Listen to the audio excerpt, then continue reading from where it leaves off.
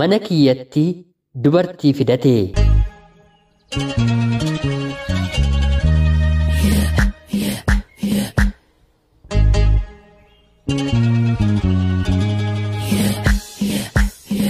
Yeroodhaaf maqaa kiyya himachuun barbaadu kanan dhaladheetti guddadhee baadiyyaa magaalaa Amboo keessatti yeroo ta'u barnoota koollee maatiin kiyyaa umriidhaan nagalchuu didanii yeroo umriin koo waggaa 10 ta'u fedhii koodhaan dhiibbaa irratti uumeen kutaa tokkoffaa ganda baadiyyaa keessatti galmaa'een barachuun eegale. Maatiin kiyya jalqaba irratti qabeenya ni qabu turanii haa ta'uutii garuu galgala keessaa horiin qaban jalaa du'uun lafti qaban mootummaadhaan jalaa fudhatamuun booddeerraa harka qalleessa ta'anii maatiin kiyyaa ana waliin dubartoota 3 qofaa qabu.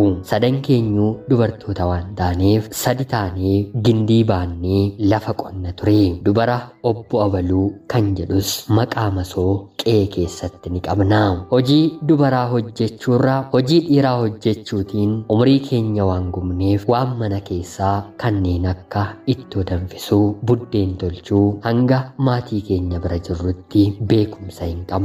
Maarreegaa maatiin koo horii eegde qotte malee jechuun barnoota kan na dhorkan sababuma koo oomaniifi anis barumsa kootti hangan danda'u jabaachuu jalqabeen yeroon kutaa 3ffaa baradhu yeroo jalqabaadhaaf dargaggeessa tokkorraa gaaffiin jaalalaa naaf dhiyaata. Isa maddiin yeroo wal bira qabamnu ani baay'ee ijoolleedha. Umriin koollee waggaa 13. Jaalala raadiyoo simbirtuu bariin guyyaa dilbataan dhaggeeffadhuun alatti waa'ee jaalalaa wantan beeku hin qabu. Qubeellee sirriitti barreessuu waan hin dandeenyeef dargaggeessa xalayaatiin katabee gaaffii jaalalaa naaf dhiyeesseef amma dhuguma ani jaalalaaf waan hin ga'eef na gaafattee jechuun yeroon gaafadhu lakkii booddeema yeroo guddattuuf ammumaan naaf qabamte akka teessuuf barbaadeeni jedhe natti dubbate. Yeroo kanatti anis Oromoon yeroo mammaakuu wanta wal fakkaatu wal bira kaa'u. Ani maatiin kiyya sooressadha. Ati immoo haadhallee hin qabdu. Haati ormaa waan si guddisteef abbaan keellee waan barbaade siif guutuu hin danda'u. Akkam garaa jabaattee anaan ija kiyya ilaaluu dandeessee jechuun isa narrabse. Innillee baay'ee natti qabamee erga deebi'ee booda hiriyoota kootti muun yoo ani isaaf tole jechuu baadhee na ajjeesee karchallee garuu akka barbaadu hiriyoonni kiyya natti dubbatu. Waa'ee jaalalaatiin maqaan kiyya yeroo ka'u maqaa isaatu na waliin ka'uu jalqabe. Namummaa fi dhaabbiinsaa baay'ee bareedaadha. Haa ta'uutii garuu maatiidhaan qabamee mana keessatti seeraan waan hin guddanneef bakkee keessaa maqaa gaarii hin qabu. Keessa kiyyatti garuu ijoollummaadhaan wanta na jaallateef bakka gaarii hin qabaafi. Hangan baradhee kutaa 5ffaa ga'utti isaafis ta'ee dargaggeessa gara biraatiif tole jedheen gaaffii jaalalaa hin fudhanne. Kutaa 5ffaa yeroon ga'u garuu guyyaa tokko haatii fi abbaan koo mana keessaa walitti bu'anii haala kanaan waliin jiraachuun baay'ee na jibbisiise. Guyyaa kana mucaan eessuma koo nu waliin waan tureef maal ta'a rabbi manuma kana keessaa na baasee lola isaanii kana arguus ta'e dhaga'uu baadhee irraa fagaadhee jiraadhee jechuun yeroon isatti maddu asnatti galagalee biyya alaa deemuu ni barbaaddaayee jechuun na gaafata. Yeroo kanatti anis biyya alaa deemuun boqonnaa guddaa kan naaf kennu ta'ee waan natti mul'ateef eeyyee ammuma ana fudhuu badii gara mana keetti jedheen deebiseefi yeroo sanatti inni magaalaa Finfinnee jiraata. Tole jedhee galgala haatiif abbaan koo walitti bu'an ganama bariisaa na fudhatee gara magaalaa Finfinneetti malee edaa anatu yaadaan hin qabne malee mucaan eessuma koo dargaggeessa sin jaalladha jedhee na rakkisuuf ilma wasiila isaati. Magaalaa Finfinnee deemeen torbee tokko booddee koottu mana firaa deemna jechuun na fudhatee bahee dargaggeessa sin jaalladha jedhee waggaa 2 na rakkiseef na kennee innillee guyyuma sana kabaja koo narraa fudhatee mana natti cufee na oolche.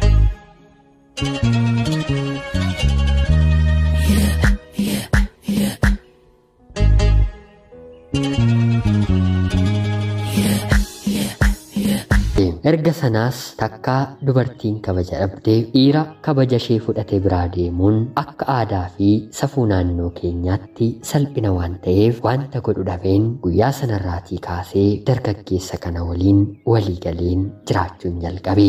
Araaraaf jaarsas gara maatii kiyyaatti yeroo ergu haatii fi abbaan koo harka koo miilla koo jedhanii mucaa keenya dirqiidhaan fudhate jechuun dargaggeessa kana ni himatu.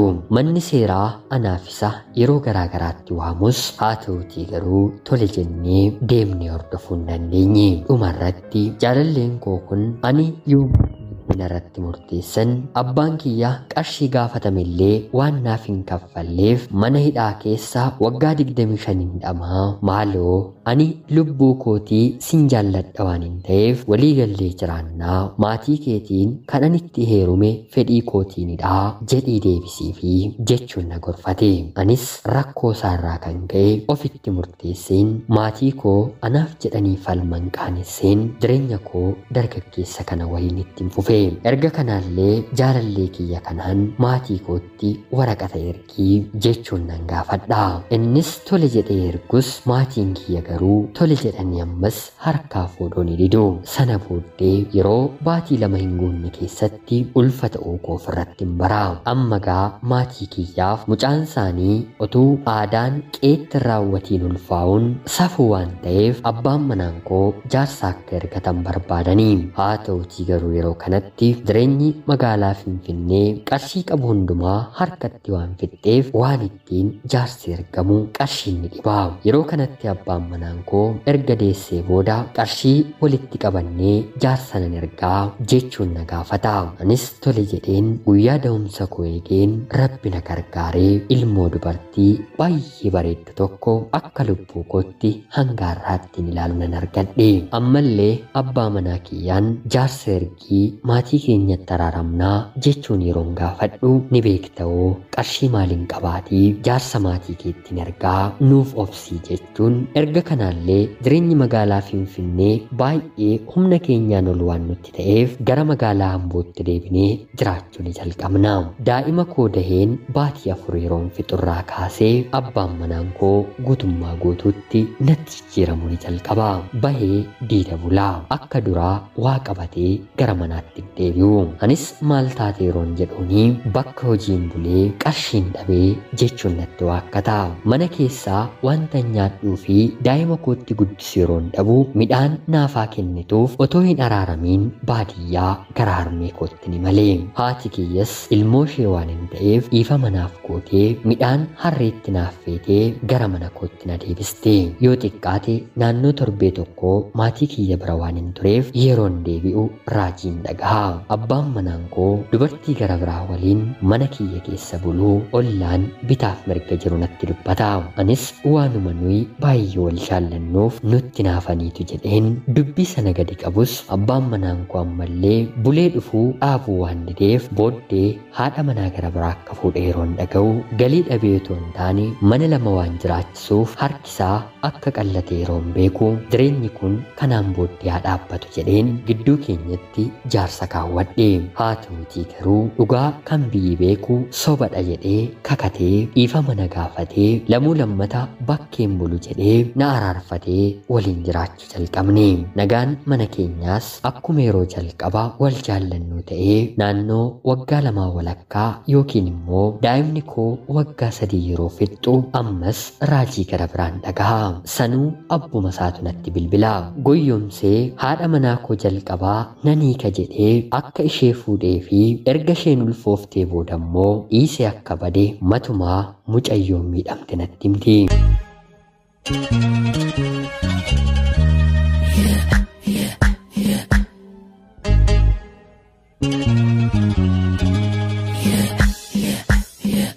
Yeroo kanatti wantan godhu dhabeen maraadhu na jechisiise. Maal akkan jedhuun yaa ta'u maal akkan godhuuf hin beeku.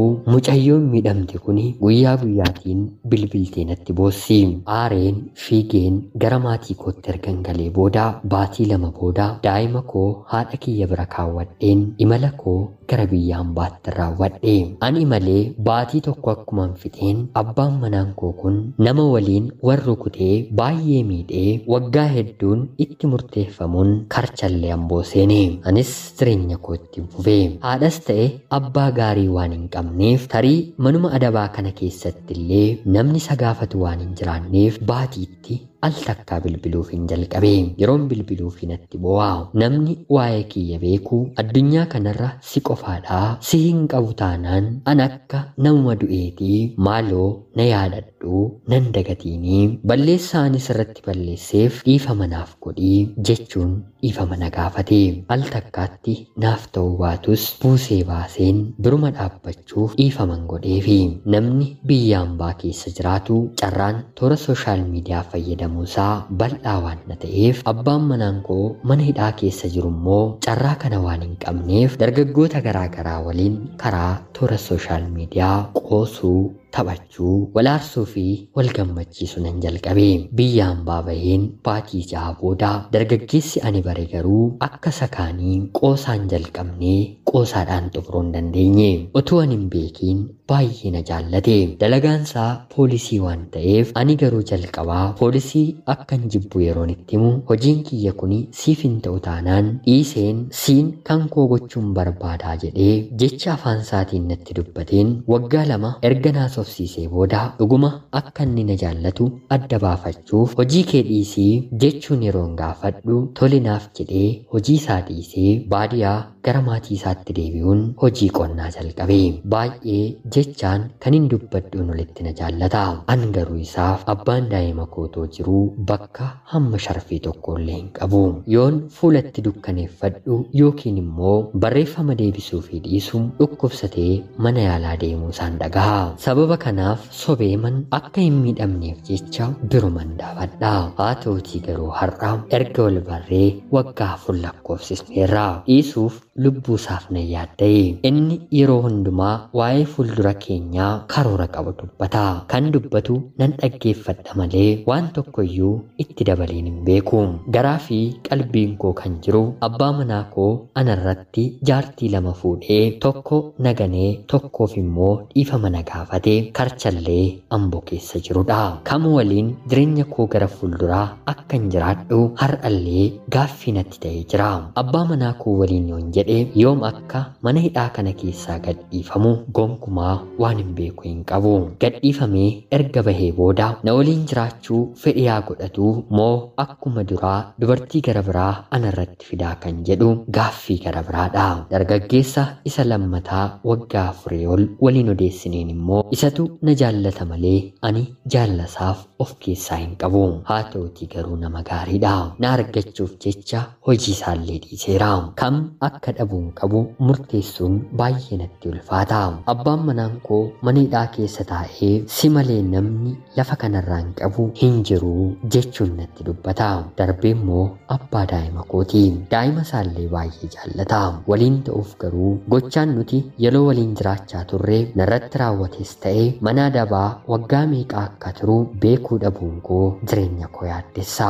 Dubara waan hin ta'eef umurii habaaboo waggaa gabaabaan qaba. Dhiirri 45tti isaa ta'u 50tti bultii yoo dhaabeyyuu yeroo barbaadetti ilmaan horachuu danda'a. Uumamaadhaatii dubartiif garuu wanti kun hin danda'amu. Kan na jaallatu waggaa 4 waliin turre dhufaatii koo abdiin eegaa jira. Maatiin isaallee waa'ee keenya sirriitti ni beeku. Wal sinin barsiisa jedhee guyyaa hedduu bilbila kiyyatti kennus sobeen akka neetwoorkiin kukkutaa jirutti ofirra dabarseera. Mee yaa hiriyoota koo garamitti gorinaan jettu. Jireenya dhaatii qofaatti murteeffachuun baay'ee na rakkiseera. Kana otoo murteeffatiin gara biyyaatti galuun koo anaaf faayidaa tokkollee hin qabu. Yaada keessaniin na deeggaraa kanan jedhu ani obboleettii keessan biyya ambaa keessa jiraachaa jirtu. Ulfaadhaa nagaatti galatoomaa.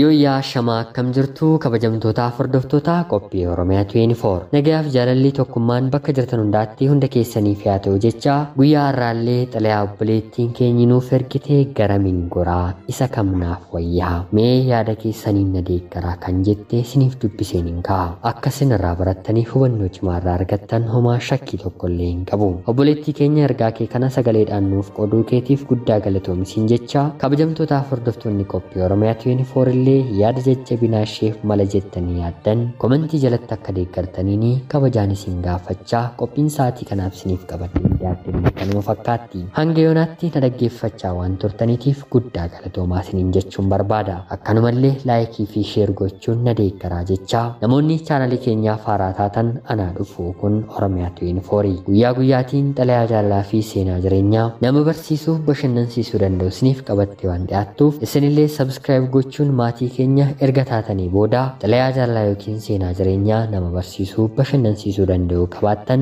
karaa telegiraamii karaa lakkoofsa bilbilaa kiyyaa duwwaa 938 naaf erguun irratti hirmaachuu dandeessu. Qopheessuuf qindeessuun isin waliin kanan ture ani gammachiista shoomeeti. Qophii gara biraatiin hanga walitti deebinutti bakka jirtan maraan turtii gaarii isiniif hawwaa horaa bulaa.